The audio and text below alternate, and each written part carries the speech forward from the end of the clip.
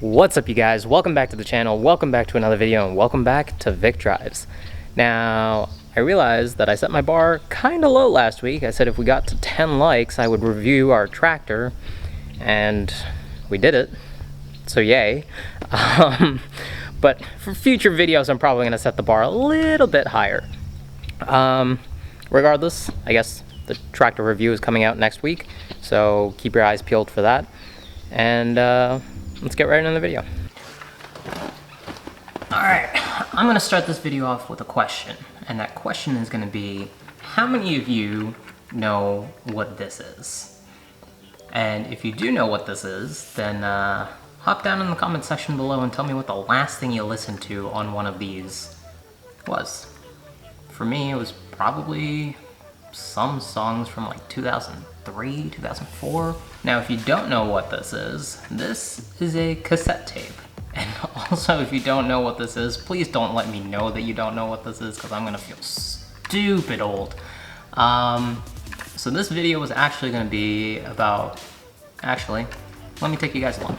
So this video was actually supposed to be me fixing the infotainment system in the Merc, but I figured that probably wouldn't be super entertaining content, so instead we're going to explore how infotainment systems have changed from the early 2000s to the end of the decade, 2010, to modern day. And I guess we'll go from there. So despite being from the year 2000 and actually being developed in the early 90s, or early to mid 90s rather, this thing came packed with a ton of features. Obviously, my car doesn't have all of them, but if this thing will focus, you'll see we have radio, tape, CD, Navi, and telephone. Yeah, this car had the option to have a telephone. It even had a little dial pad over here. Now, to get to the tape deck, or the CD deck actually, there's an open button up here. You hit that, and take a look at that. Now, this car used to be my dad's, and he somehow got a tape stuck in there, so regardless of how many times you hit eject, it doesn't really do anything, waits a little while, and then when you close this and try hitting tape, it says that the tape might be too tight, which doesn't really make any sense. I've looked online to see if there was any fixes, but there hasn't really been much. Anyways, moving on. This is a, I believe, 4-inch screen, 3.5, 4 inches, which is actually kind of nice. It's not too small, like most of the other screens of the era, but really all it does is show me this, which is neat, I guess. But yeah, so the CD would have been on the inside as well, and the Navi uses CDs to update. But both of these were options, and getting those optional add-ons added meant that you were ordering a custom car, which would have taken 1 to 2 years back in 2000. As for the telephone, that was also an optional extra, and so my parents never added it. And I don't know if you can actually add that now, but that's that. If you guys do want to see me try to struggle to take this tape out of here, drop a like on the video, and if we get to, let's say, 25 likes, then I will make a video about that. Now, this car is a 2011 Lexus Rx350, which I don't think has ever made an appearance on the channel before, so welcome to the channel. So we will see a little bit of a difference when we move from the early 2000s to present day, but the Mercedes is a little bit of an oddball in terms of things that you see in that era of vehicles. The screen, the telephone, all that kind of stuff is sort of your luxury features that didn't really become standard on most vehicles until around 2003, 2004. So your cassette deck and all that kind of stuff was there for a while. CDs started to become mainstream around 05, I would say. For those of you that don't know what a CD is, This is a CD, and you would stick this in your car, and whatever amount of music or whatever you had on this is what you would listen to. No streaming services so that you could just add music whenever you wanted. You would have to come home and burn a CD and then put it in there, or go out and buy CDs with the music that you wanted. So now, let's get inside the car and then I'll show you a few other things.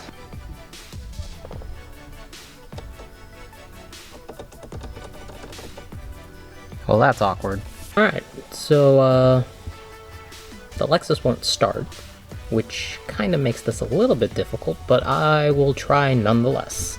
Alright, now this is something that was kind of special to Lexus, but it's like the inset dash. So your normal gauges and everything are right here, and then like miles and miles away you have the screen in there. Now I believe the screen is 7 inches from bottom left to top right. And this has built-in Navi and a host of other features, which I would show you if I could. But getting back to media, it's got a 6-disc changer, which the Merc had as an option, but obviously isn't fitted. So this, you would pretty much just grab 6 discs and put them in, and you would be able to choose from all 6, and then you could listen to whatever you wanted. I don't think we've ever put more than 1 CD in here, and I would show you what that CD is, but obviously it doesn't work. But the other thing that you got with cars of this era that you didn't get with the earlier ones is the use of USB connections. So if you had, say, an old iPhone that you cracked the screen on that you wanted to listen to music on, or you wanted to use your iPod video or your iPod Touch or something like that, you would just come into the car, you would find the USB connector, and you would just plug in your charging cable and it would grab music from your phone. And now on this specific car, the Bluetooth connectivity was limited to 1 phone, which changes when you move forward in time in like 5 years. So let's do that. Alright, and welcome to...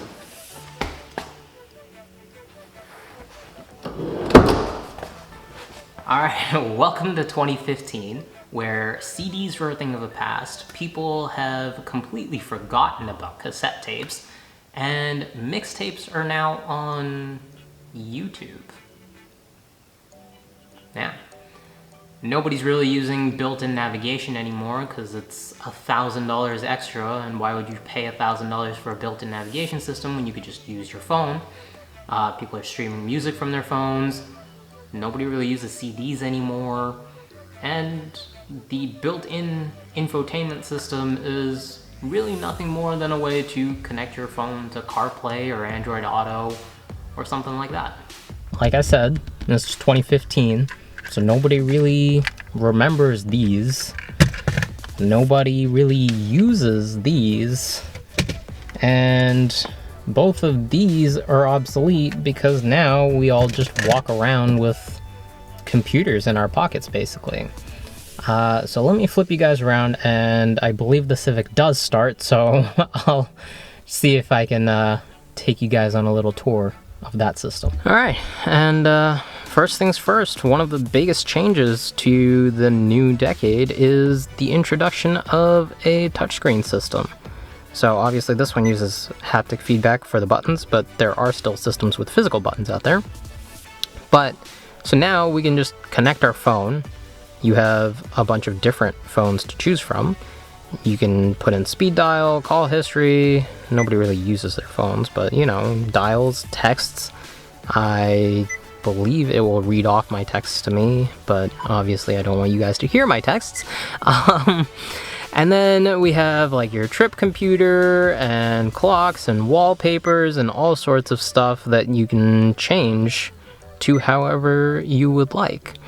And actually, Honda has something called Honda Link, which allows you to use or buy a navigation app for your phone for $60 so that you don't have to pay to have the navigation built into the system. And how that would work is you grab an adapter that plugs in the HDMI and USB ports, so it mirrors your phone to the screen while also charging it so that your battery doesn't die by the time you get to where you need to be. And then you pretty much have navigation, Honda navigation, on your infotainment screen. But obviously nobody does that. You get a mount of some sort, and then you just stick your phone in the corner of your car here, and you just have the navigation on there. And at the same time, it's super easy to just go into Bluetooth settings and then come over here and hit Bluetooth. But Honda was considerate for some of the old timers out there. You still do get the CD drive there, and that USB port is good for just plugging your cable in, or your charging cable in, and then you use this setting right up here. And they actually do have an iPod connector as well in there, so you could just plug your iPod in and forget about it. But that is where we're at. And nowadays, so in 2015, Honda didn't have it, but nowadays you pretty much come to your screen, there's a little icon here that says Apple CarPlay, you hit that, and then your phone is mirrored to your screen, which actually isn't much bigger than your phone. And that's really all the cars I have access to right now, so I don't know what else I can show you guys, but obviously there are still outliers to all of these cases. This doesn't perfectly highlight how technology has changed over the years. Different manufacturers have adapted different things at different times, obviously. So Honda moved from that single screen setup that you just saw, and they had a dual screen setup where one was a touch screen and one was kind of integrated into the dash like the Lexuses. And then you have other manufacturers like Mitsubishi or Kia that didn't really put a screen in until probably like 2014, 2015, something like that. And until then, all it was the center console was just buttons and that tiny little clock screen. So there was a little bit of a distribution of adaptations to all this technology, but eventually we all kind of got to the same place, I guess.